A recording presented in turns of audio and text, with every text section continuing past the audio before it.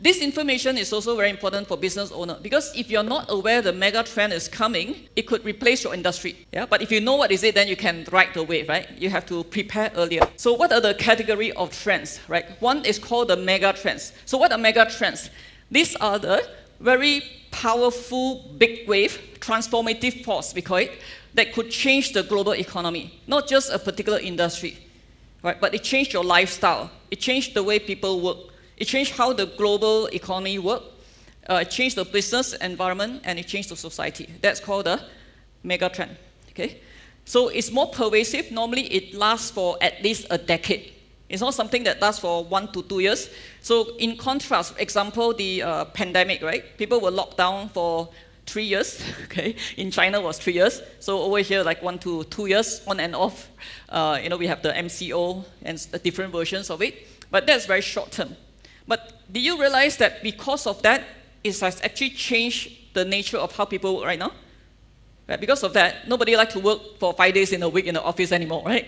Yeah. So it has actually has some fundamental shift. Okay. But the lockdown wasn't as long, right? But we have a lot of more big wave that is lasting longer than that. So what are the big wave? Like cashless society, right? People are going towards cashless. Do you think they will reverse and go back to cash? Yes or no? No. Then you know that is the big wave, right? That's the direction, right?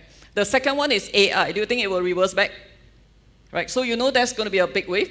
And big data, I will show you more about that, why it's not reversible anymore, because all of you contributed to it, right? Clean energy, there's a reason for it, right? Because of the climate change. So it is a must, it's no longer a should.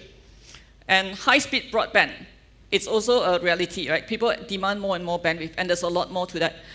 Like, why is classified megatrend? Because of the introduction of, let's say, high-speed broadband, it actually enabled a lot of different applications. From the mega, we have the macro trend, right? Macro trend is also long-term, but it's not as globally impact like such a big wave like 1 decade. The short-term going digital, going mobile, work from home, online learning is a smaller part of the mega trend. All this mega trend will affect the industry. Could be in a positive way or negative way. Once from the mega trend, we look at what are the shifts in the industry.